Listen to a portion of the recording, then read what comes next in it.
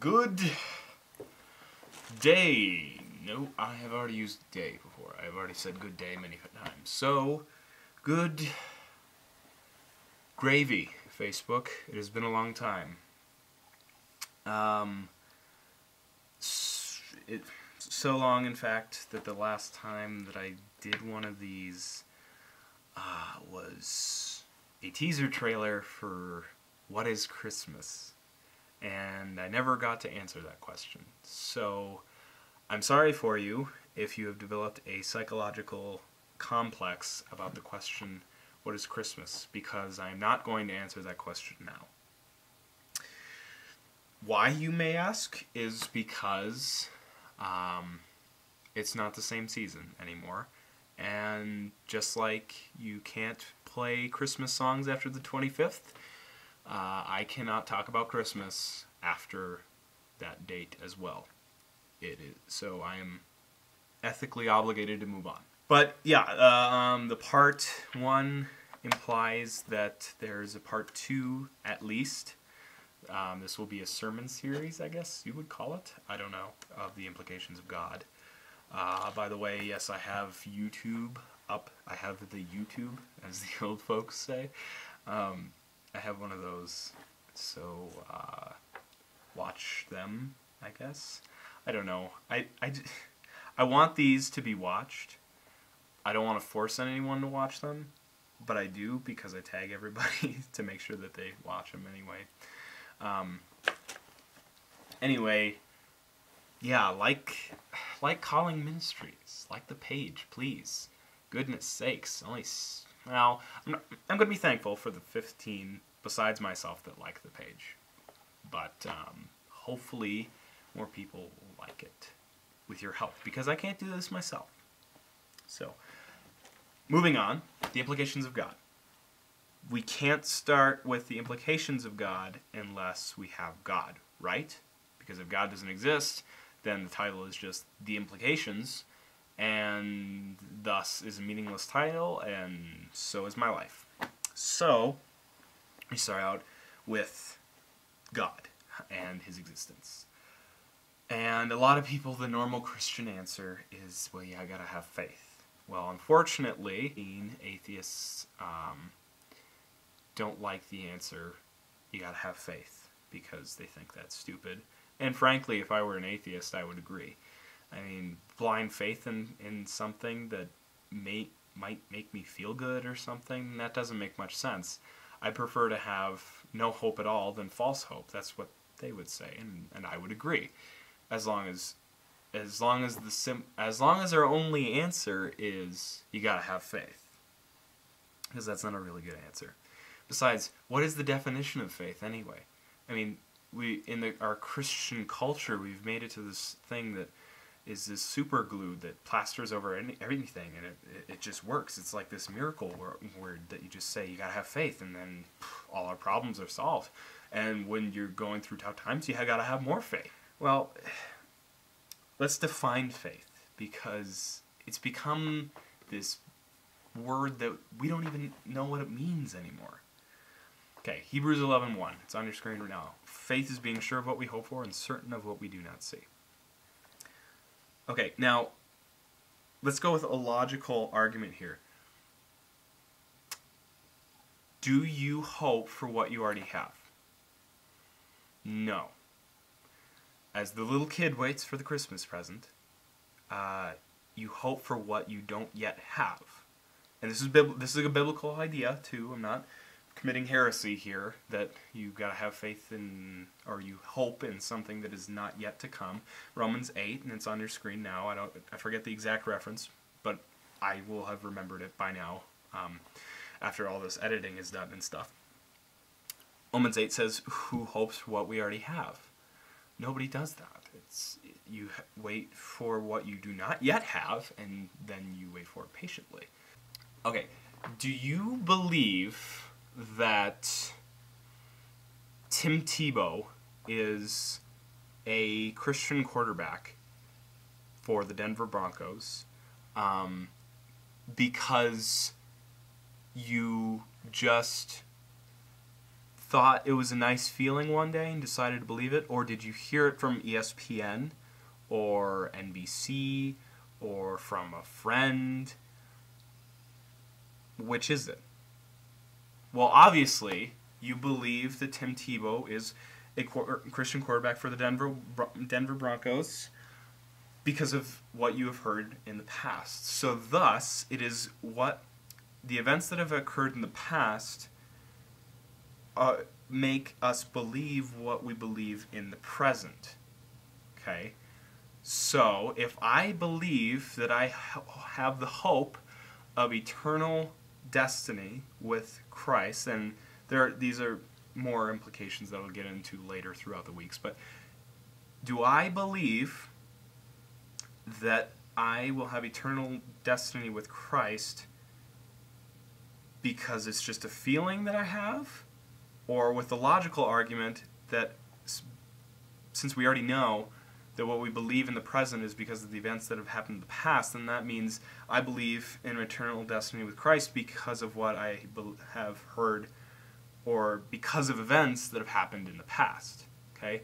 So then, through all this crazy transitive logic, we can figure out that faith, since being sure of what we hope for in the future and we believe it now, then that means that faith is based off of events that have occurred in the past that get us to believe what we believe in the present about the events that are to come in the future. Okay, let me say that again. Faith is based off of what has happened, events that have occurred in the past, to get us to believe what we believe in the present about the events that are to come in the future. Got it? Mind-blowing, right? Not really, but it's cool. I like it. So that is basically faith, and the faith, that kind of trust and that kind of relational thing, is the hope that we have about the future, and that we have faith as a bride waits for her bridegroom to come get her and take her to the place that he is built for her. That's the kind of faith that we have in between and waiting for this eternal destiny. But we need to start off with the events that have occurred in the past, right? Yes. I'm probably taking a lot of your time, so I need to get through all this fast. Can we prove the existence of God? No. But because what we believe in the present is about things that we believe in the past, or events that have occurred in the past, Jesus is the Sunday school answer. There we go, we're done. Jesus proves God's existence. Well, how, you might ask? Well, I guess I gotta go into that right now. Otherwise, you have no. Well, you might have ability to defend your faith anyway, but you are gonna. Oh, this is frustrating because I gotta say everything I want to say really fast. I see that Christians have no real idea on how to defend their faith, and this is how we're going to defend our faith, is based off Jesus. This is not heresy. This is found in 1 Peter. Chapter 1, verse 20, he was chosen before the creation of the world, but was revealed in the last times for your sake. Through him you believe in God, who raised him from the dead and glorified him. And so your faith and hope are in God. Right? Yes, it makes sense. Everything hinges on Jesus. But how does it? Well, it says in the verse that through him you believe in God, who raised him from the dead and glorified him. So it's raising him from the dead. Jesus, he staked his entire reputation and his entire assertion to deity on the fact that he would rise from the dead. He said to the Jews, destroy this temple and I'll raise it back in 3 days. That's what he was talking about. He was talking about the resurrection. Now, if the resurrection happened, I mean, what is the one thing that people don't do? Normal people don't do. Because a lot of people say Jesus was just a man. Well, if he was just a man, how did he come back from the dead? Nobody does that, right? Yes, nobody does that, especially after 3 days, after being hung on a cross and all that. But we'll get to that, is that people don't come back from the dead. So if I came back from the dead and prophesied about it, I wouldn't be the Son of God. But if that had never happened before, you best believe that somebody is telling the truth. Because you either have to believe, you cannot just believe that Jesus was a man, by the way. C.S. Lewis, I agree with what he said. You either have to believe Jesus is the Son of God, like he said he was, or else demon-possessed. Because nobody comes back from the dead. That just doesn't happen. Anyway, we need to prove then that Jesus came back from the dead. Historians will admit that one, Jesus existed. 2, he died on a cross. 3, there was an empty tomb. No one has ever found the body. Okay, so if we can say that it wasn't just the apostles that hit him, or here's an interesting argument that some people use, that Jesus never actually died, they say. Well, that he didn't die on the cross, that he fainted, and then after 3 days he recovered enough to get out. But that doesn't make any sense because a spear went through him, and, you know, that kind of doesn't make any sense. I mean, and especially from all the blood loss, you would have been worse off after 3 days, just so you know. Anyway, okay, so let's say you and me get together, and we dig up this grave. We're grave robbers now. This is an interesting fantasy. We decide to dig up some old person, okay? And we're going to say that this guy came back from the dead. And we're going to get like 5 other guys to say, or well, let's just go with the biblical. We're going to get 11 other guys to agree that this person came back from the dead. So then the cops come, and then they say, okay, this guy didn't come back from the dead. You guys are grave robbers. Stuff like that. Well, actually, they're not too mad in this fantasy. They're not too mad about us digging up the grave. They just want us to stop saying that this guy came back from the dead. So then they threaten us with death. How many of us are going to agree to confess? I think all of us. Because it doesn't make much sense to die for something that we know is a lie. Right? Besides that, in the Bible, and in the letters that were written, and here's the thing. The Bible has like 24,000 manuscripts of like the New Testament alone. That's more than any other thing that was written back then.